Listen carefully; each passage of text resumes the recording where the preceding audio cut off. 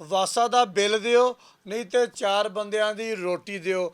ਹਾਸ਼ਮ ਹਲੀਮ ਵਾਲੇ ਤੇ ਵਾਸਾ ਦੇ ਮੁਲਾਜ਼ਮ ਆਪਸ ਦੇ ਵਿੱਚ ਉਲਝ ਪਏ। ਇੱਕ ਦਰਖਾਸਤ ਮਸੂਲ ਹੋਈ ਆ ਤੇ ਨਾਲ ਉਹਦੇ ਵੀਡੀਓ ਸਾਡੇ ਕੋਲ ਆਈ ਆ, ਜਿੱਥੇ ਵਾਸਾ ਦੇ ਮੁਲਾਜ਼ਮ ਤੇ ਹਾਸ਼ਮ ਹਲੀਮ ਵਾਲੇ ਇੱਕ ਦੂਜੇ ਨਾਲ ਬਹਿਸ ਕਰਨ ਡੇ ਆ।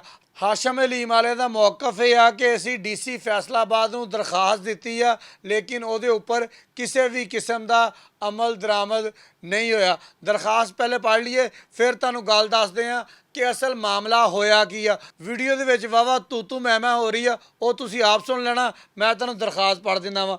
ਇਹ ਕਹਿੰਦੇ ਜੀ ਮੈਂ ਤਾਰਕਾਬਾਦ ਰਹਿਣਾ ਵਾਂ, ਉੱਥੇ ਹਾਸ਼ਮ ਹਲੀਮ ਦੇ ਨਾਮ ਤੋਂ ਰੇਹੜੀ ਲਾ ਕੇ ਆਪਣੇ ਨਿਆਣਿਆਂ ਦਾ ਢਿੱਡ ਪਾਲਦਾ ਪਿਆ ਵਾਂ। 10/8/2026 ਨੂੰ ਤਕਰੀਬਨ 1:30 ਵਜੇ ਚੰਦ ਮੁਲਾਜ਼ਮ ਪ੍ਰਾਈਵੇਟ ਗੱਡੀ ਤੇ ਆਏ ਆ ਕੇ ਕਹਿਣਾ ਸ਼ੁਰੂ ਕਰਤਾ ਕਿ ਸਾਨੂੰ ਬਿੱਲ ਦਿਓ। ਉਹਨਾਂ ਨੇ ਕਿਹਾ ਮੈਂ ਤਾਂ ਜਨਾਬ ਇੱਥੇ ਰੇਹੜੀ ਲਾਨਾ ਵਾਂ, ਬਿੱਲ ਕਾਹਦਾ ਦੇਵਾਂ।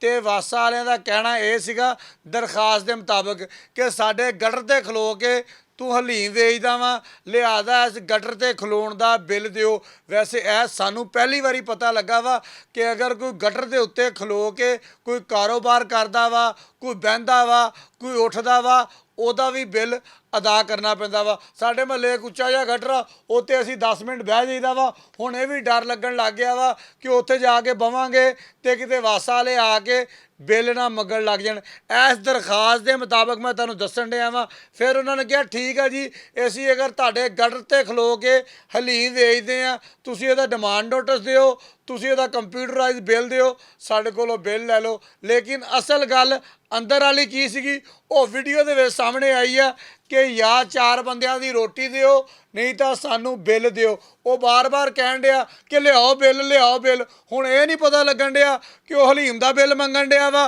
ਕਿ ਵਾਸਾ ਦਾ ਬਿੱਲ ਮੰਗਣ ਡਿਆ। ਬਾਹਰ ਕੈਫ ਅਗਰ ਉਹ ਪ੍ਰਾਈਵੇਟ ਗੱਡੀ ਤੇ ਆਏ ਆ, ਇਹਦੀ ਇਨਕੁਆਇਰੀ ਕਰਨਾ ਬਹੁਤ ਜ਼ਰੂਰੀ ਆ।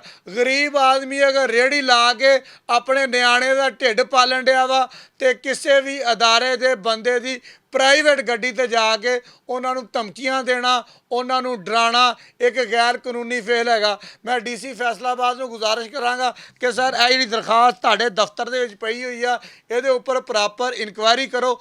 ਅਗਰ ਤੁਹਾਡੇ ਵਾਸਾ ਦੇ ਮੁਲਾਜ਼ਮ ਦਾ ਗੁਨਾਹ ਹੈਗਾ ਵਾ, ਜਿਹਦੀ ਵੀਡੀਓ ਵੀ ਅਸੀਂ ਨਾਲ ਲਾ ਦਿੰਦੇ ਆ, ਤੇ ਇਹਨੂੰ ਕਰਾਰ ਵਾਕਈ ਸਜ਼ਾ ਦੇਣੀ ਚਾਹੀਦੀ ਆ। ਕਿਸੇ ਦਾ ਕਾਰੋਬਾਰ ਨੂੰ ਖਰਾਬ ਕਰਨਾ, ਕਿਸੇ ਦਾ ਕਾਰੋਬਾਰ ਚਕਵਾਉਣਾ ਉਹ ਵਾਸਾ ਵਾਲਿਆਂ ਦਾ ਕੰਮ ਨਹੀਂ ਹੈਗਾ। ਅਗਰ ਉਹ ਗਟਰ ਦੇ ਉੱਪਰ ਖਲੋ ਕੇ ਕੰਮ ਕਰਦਾ ਪਿਆ, ਸੜਕ ਦੇ ਉੱਪਰ ਖਲੋ ਕੇ ਕੰਮ ਕਰਦਾ ਪਿਆ, ਤੇ ਬਹੁਤ ਸਾਰੇ ਅਦਾਰੇ ਹੈਗੇ ਆ ਜਿਨ੍ਹਾਂ ਦਾ ਕੰਮ ਹੈਗਾ ਵਾ ਇਹਨਾਂ ਨੂੰ ਰੋਕਣਾ ਨਾ ਰੋਕਣਾ, ਉਹਨਾਂ ਅਦਾਰਿਆਂ ਦਾ ਕੰਮ ਆ। ਲੇਕਿਨ ਵਾਸਾ ਵਾਲਿਆਂ ਦਾ ਕਿਸੇ ਸੂਰਤ ਵੀ ਉੱਥੇ ਜਾ ਕੇ ਇਹਨਾਂ ਦੇ ਨਾਲ ਲੜਨਾ, ਇਹਨਾਂ ਨੂੰ ਧਮਕੀਆਂ ਦੇਣਾ ਨਹੀਂ ਬਣਦਾ। ਬਹੁਤ ਸ਼ੁਕਰੀਆ।